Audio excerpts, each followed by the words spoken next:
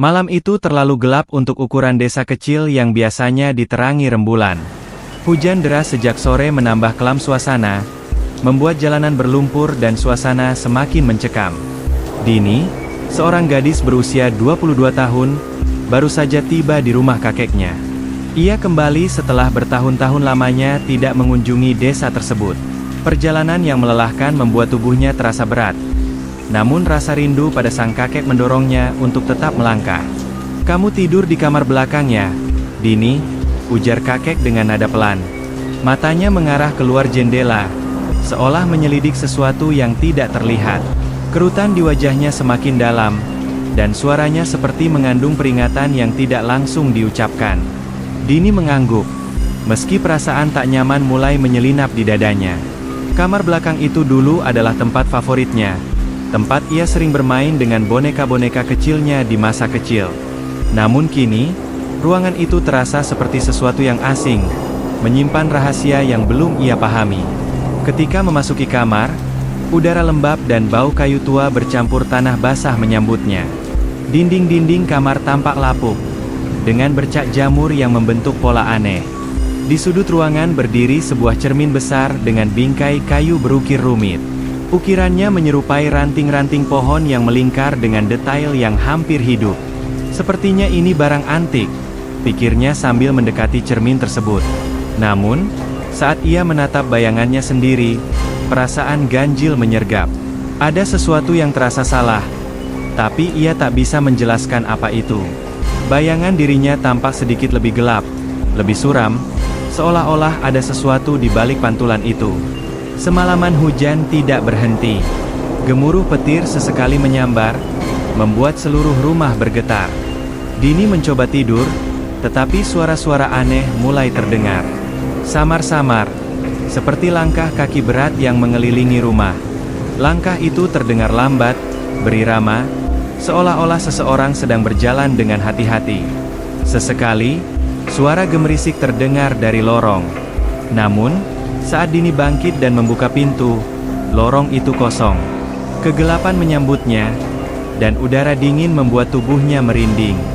"Mungkin cuma hewan," gumamnya, mencoba meyakinkan diri. Ia memejamkan mata lagi, tetapi suara itu kembali.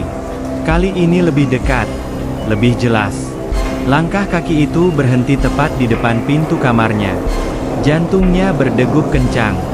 Ia mendekatkan telinga ke pintu, berharap bisa mendengar sesuatu, tetapi yang terdengar hanya keheningan yang memekakan telinga. Setelah beberapa saat, ia memberanikan diri membuka pintu, tetapi lorong itu tetap kosong. Ketika ia menutup pintu kembali, matanya tidak sengaja melihat cermin itu lagi. Bayangan di dalamnya bukan hanya dirinya. Ada sosok lain, gelap, samar, berdiri di belakangnya. Sosok itu seperti bayangan manusia, tetapi tidak memiliki detail wajah. Dini terpaku, mencoba memastikan apakah matanya tidak salah. Saat ia mengedipkan mata, bayangan itu menghilang, dan yang tersisa hanyalah pantulan dirinya sendiri. Namun, rasa takut yang menjalari tubuhnya tidak pergi begitu saja.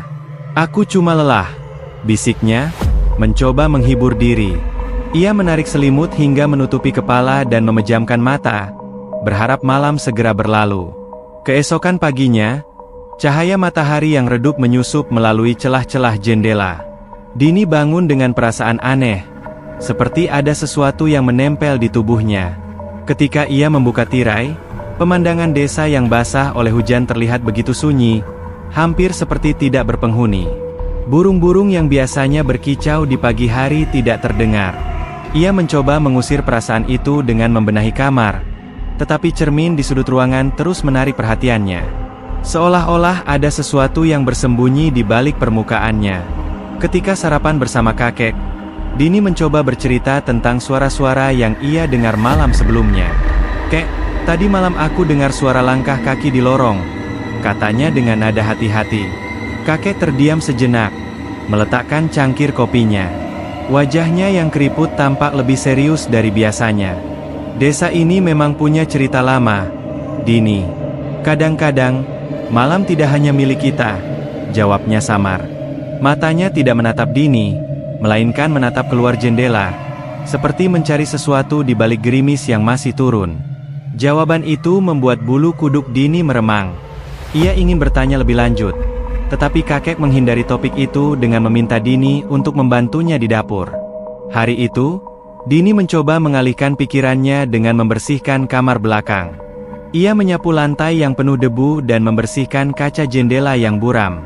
Namun, semakin lama ia berada di kamar itu, semakin ia merasa diawasi.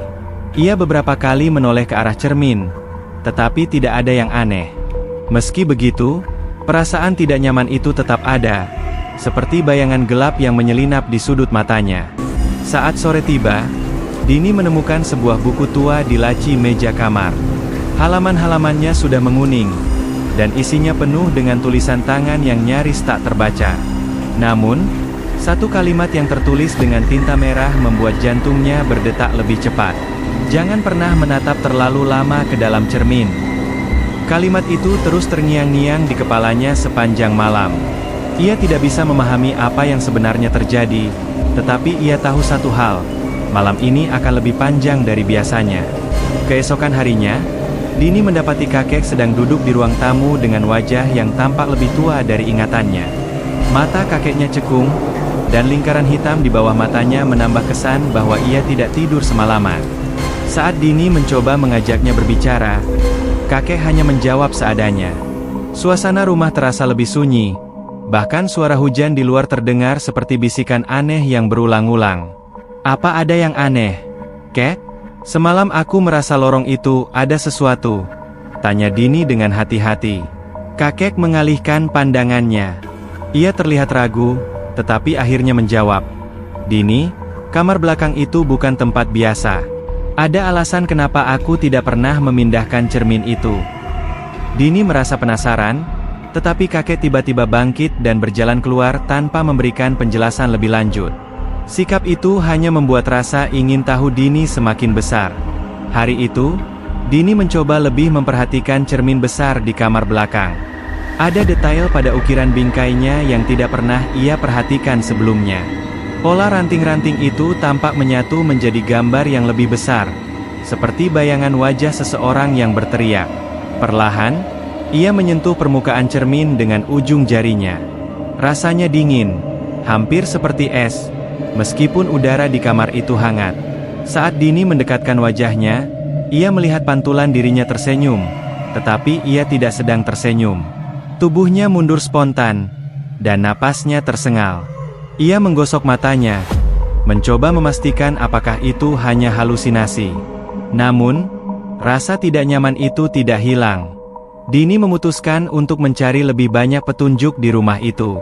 Setelah makan siang, ia mulai menggeledah laci-laci tua di ruang tamu dan lemari di ruang tengah.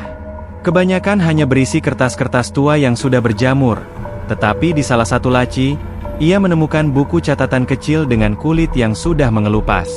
Isinya adalah tulisan tangan kakeknya sendiri. Salah satu halaman membuat Dini merasa ngeri. Cermin itu adalah penjara. Jangan biarkan ia keluar.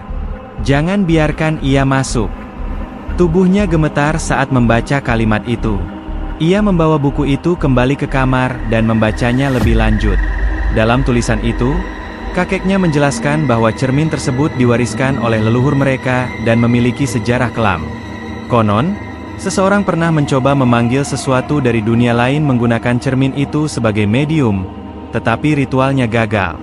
Entitas itu terjebak di dalamnya, tetapi bukan berarti tidak bisa keluar. Malam itu, Dini merasa lebih takut dari sebelumnya. Ia mendengar suara langkah lagi di lorong, tetapi kali ini disertai dengan suara bisikan yang tidak jelas. Ketika ia berusaha menutup telinganya dengan bantal, suara itu semakin keras, seperti memanggil namanya. Dini. Tangannya gemetar saat ia menyalakan lampu. Ia menatap ke arah cermin dan melihat bayangan samar di dalamnya. Sosok itu tidak bergerak, tetapi ia bisa merasakan tatapan tajamnya. Dengan suara gemetar, ia memanggil kakeknya, tetapi tidak ada jawaban. Cermin itu bergetar pelan, dan retakan kecil mulai muncul di sudutnya. Dini merasa ini bukan lagi sekadar bayangan. Ia berlari keluar kamar, tetapi lorong terasa lebih panjang dari biasanya. Suasana rumah itu seperti berubah menjadi labirin gelap yang tidak berujung. Di ujung lorong, ia melihat sosok kakek berdiri membelakanginya, tetapi ketika ia mendekat, sosok itu lenyap. Hanya suara tawa kecil yang tersisa, menghilang bersama angin malam yang menusuk tulang. Malam itu, hujan turun lebih deras daripada malam-malam sebelumnya. Petir menyambar tanpa ampun, menerangi desa dalam kilatan cahaya singkat yang menyeramkan. Dini duduk di tepi tempat tidur, memegang buku tua yang tadi siang ia temukan. Ia mencoba membaca lebih banyak, tetapi tulisan tangan yang pudar dan kalimat-kalimat yang terasa ganjil membuatnya semakin bingung. Hatinya penuh tanya, apa sebenarnya yang sedang terjadi di rumah ini? Ketika jarum jam mendekati tengah malam, suara ketukan pelan terdengar di pintu kamarnya. Tok, tok, tok. Suara itu lemah, hampir seperti ragu-ragu. Dini langsung terdiam. Dalam kesunyian malam yang hanya diiringi suara hujan, ketukan itu terdengar begitu nyata dan mengganggu. Dengan napas tertahan, ia berjalan ke arah pintu. "Siapa di sana?" tanyanya, mencoba menyembunyikan rasa takutnya. Tidak ada jawaban. Ketukan itu terulang lagi, kali ini lebih keras. Dengan tangan gemetar, ia membuka pintu sedikit, tetapi lorong di luar kosong. Udara dingin menyusup masuk, membuat bulu kuduknya berdiri. Ketika ia menutup pintu kembali, sebuah suara tawa kecil terdengar. Samar, hampir seperti berasal dari dalam kamarnya sendiri. Dini memutar tubuhnya, matanya langsung tertuju ke cermin besar di sudut ruangan. Bayangannya sendiri terlihat di sana, tetapi ada sesuatu yang aneh. Sosok di cermin itu tersenyum, bukan senyum biasa, melainkan senyum yang dingin, seperti mengejeknya. "Kakek?" panggil Dini dengan suara gemetar. Ia berharap kakeknya mendengar dan datang untuk menjelaskan apa yang sedang terjadi, tetapi hanya kesunyian yang menjawabnya. Suara ketukan terdengar lagi, tetapi kali ini berasal dari cermin. Dini merasa jantungnya hampir meledak. Ia tidak bisa lagi berpikir jernih. Ketukan itu semakin keras, seolah-olah sesuatu dari dalam cermin sedang berusaha keluar. Perlahan, ia mendekati cermin, meski setiap langkah terasa seperti perjuangan melawan rasa takut yang mencekiknya. Saat ia berdiri tepat di depan cermin, bayangan di dalamnya berubah. Bayangan itu bukan lagi dirinya. Itu adalah sosok lain, berwajah pucat, dengan mata hitam yang menatap tajam. Sosok itu bergerak mendekat ke permukaan cermin, dan Dini bisa merasakan hawa dingin yang keluar darinya. Sosok itu mulai menggerakkan mulutnya, berbicara dalam bisikan yang tidak bisa dipahami Dini. Apa yang kau mau?" Dini bertanya, suaranya hampir tak terdengar. Sosok itu tidak menjawab. Sebaliknya, ia mengangkat tangannya, seolah-olah mencoba menembus permukaan cermin. Tiba-tiba, sebuah retakan muncul di sudut cermin, diikuti oleh suara tawa yang semakin keras. Dini mundur dengan panik, berusaha menjauh dari cermin. Ia menabrak meja kecil di belakangnya, membuat lilin di atasnya jatuh dan padam. Kamar itu menjadi gelap gulita. Di tengah kegelapan, Dini mendengar langkah kaki yang lambat dan berat di sekitarnya. Suara itu tidak berasal dari cermin. Suara itu ada di dalam kamarnya. Dengan gemetar, ia mencoba meraih senter di laci meja, tetapi sebelum ia sempat menyalakannya, suara itu berhenti tepat di belakangnya. "Dini!" Suara berbisik itu memanggil namanya. Ia membalikkan tubuhnya dengan cepat, tetapi tidak ada siapa-siapa di sana.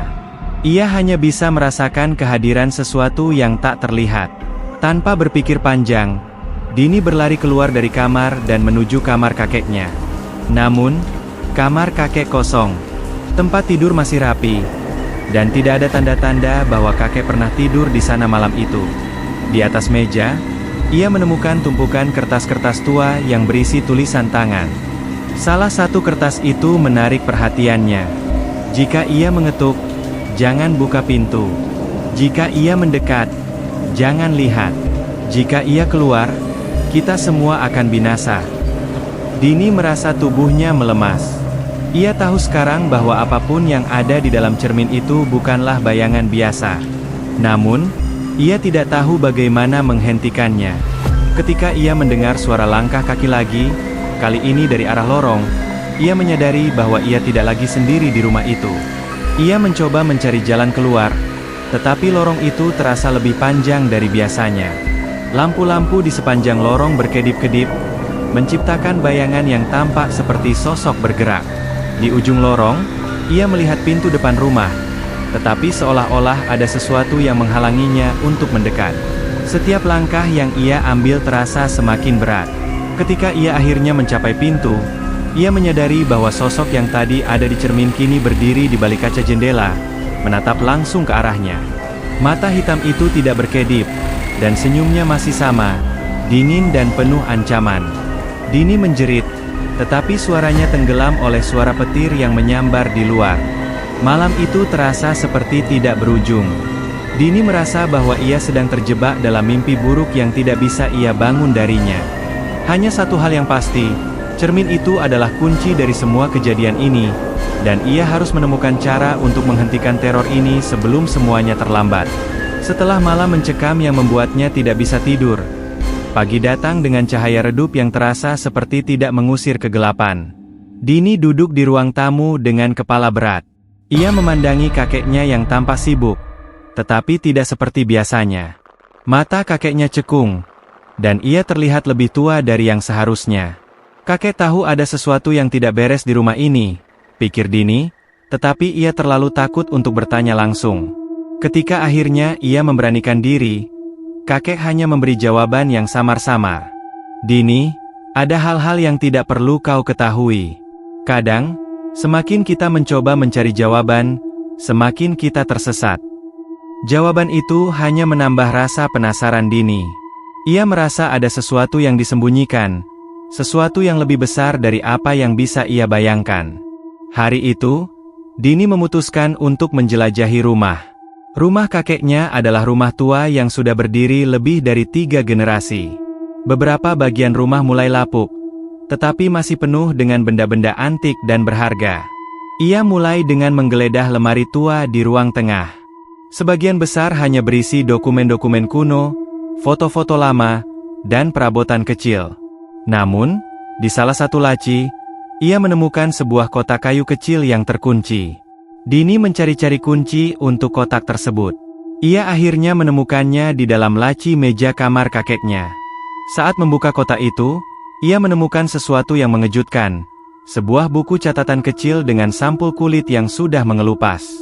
Isinya adalah tulisan tangan yang rapi, tetapi mengandung banyak simbol aneh. Di salah satu halaman, ia membaca sebuah kalimat yang membuat tubuhnya merinding. Cermin itu bukan sekadar benda. Ia adalah gerbang. Jangan pernah biarkan ia terbuka. Dini mencoba memahami maksud dari tulisan itu, tetapi hanya sedikit yang bisa ia pahami. Ia terus membalik halaman demi halaman, hingga ia menemukan diagram yang tampak seperti instruksi ritual. Ada gambar cermin besar di tengah, dengan simbol-simbol yang mengelilinginya. Ia mulai menyadari bahwa cermin di kamarnya adalah bagian dari sesuatu yang lebih menyeramkan. Ketika malam tiba, Dini merasa lebih takut dari sebelumnya. Ia menunggu kakeknya untuk makan malam bersama, tetapi kakek tidak muncul. Ia memanggil-manggil, tetapi tidak ada jawaban. Saat mencarinya di sekitar rumah, ia menemukan pintu ke ruang bawah tanah yang sedikit terbuka. Dini tidak pernah tahu bahwa rumah itu memiliki ruang bawah tanah. Dengan hati-hati, ia menuruni tangga kayu yang tua, berderit setiap kali diinjak. Ruang bawah tanah itu gelap dan penuh dengan barang-barang tua.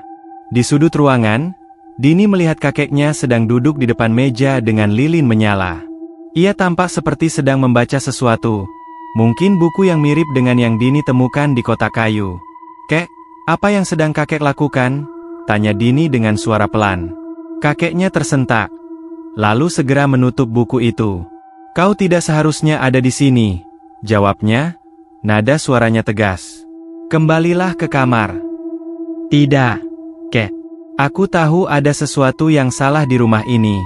Aku tahu ada sesuatu yang terjadi dengan cermin itu," kata Dini, suaranya mulai bergetar.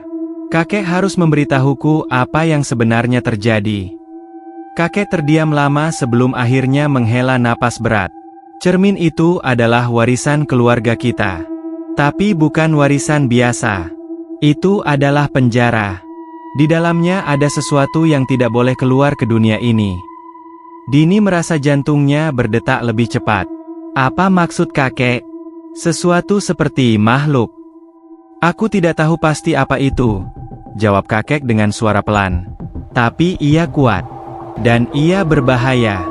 Jika cermin itu retak, jika ia berhasil keluar, kita semua dalam bahaya. Percakapan itu membuat Dini merasa lebih takut. Tetapi juga membuatnya sadar bahwa ia harus melakukan sesuatu. Malam itu, ia memutuskan untuk berjaga di kamar, memastikan bahwa cermin itu tetap utuh. Namun, saat malam semakin larut, cermin itu mulai bergetar lagi. Kali ini lebih keras daripada sebelumnya. Dini mendekati cermin dengan senter di tangannya. Ia melihat bayangan samar di dalamnya. Bayangan yang perlahan-lahan berubah menjadi sosok yang lebih jelas. Itu adalah sosok seorang wanita dengan wajah yang rusak dan mata yang memancarkan kebencian. Wanita itu berbicara, tetapi suaranya tidak bisa didengar dengan jelas. Dini mencoba membaca buku catatan yang ia temukan, mencari cara untuk menghentikan apapun yang sedang terjadi.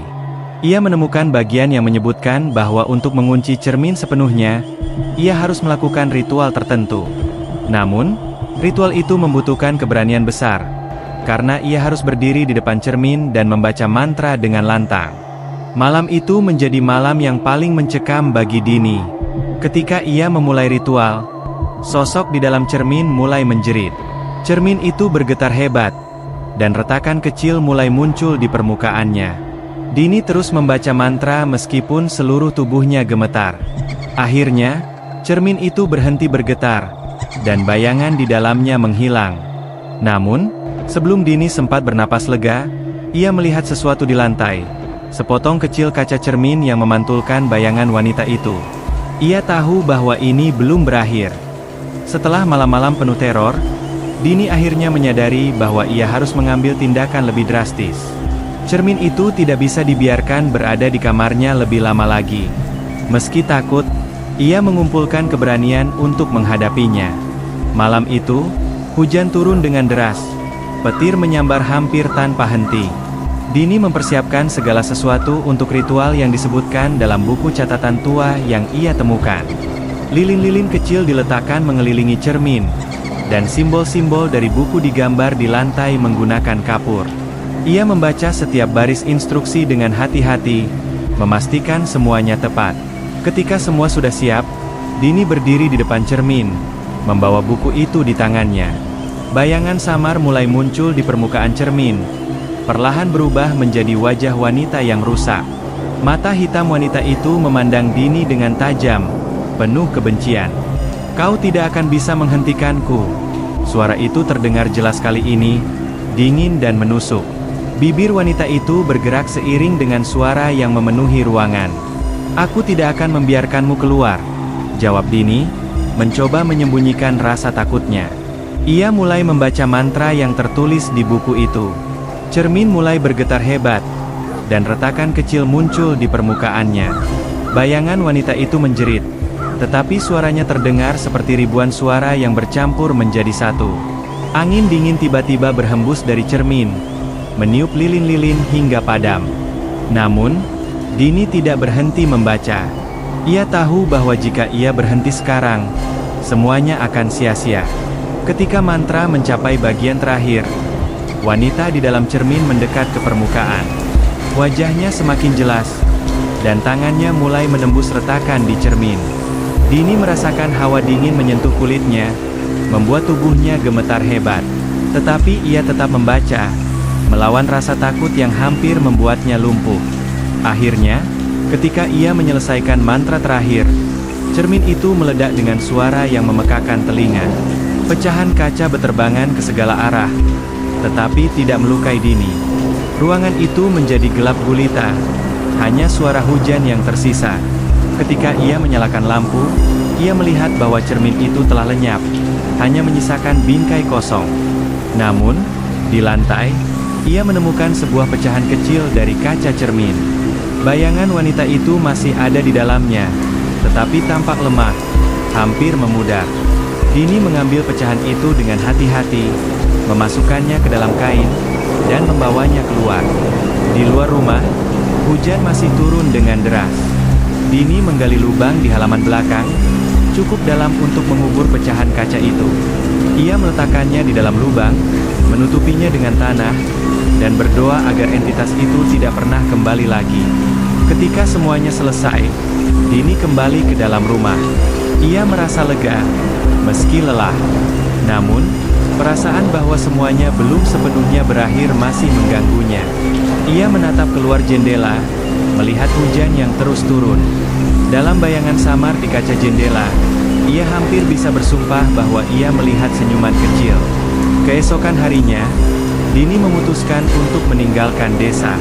Ia berpamitan kepada kakeknya, yang tampak lega sekaligus khawatir. "Kamu sudah melakukan hal yang benar, Dini," kata kakek, memeluknya erat. "Tapi ingat, jangan pernah kembali ke rumah ini." Dini mengangguk, meski ia tahu bahwa bayangan dari malam-malam itu akan selalu menghantuinya. Ketika ia pergi meninggalkan desa, suara hujan yang terus mengiringinya terasa seperti bisikan samar, seolah-olah ada yang masih mengawasinya dari jauh.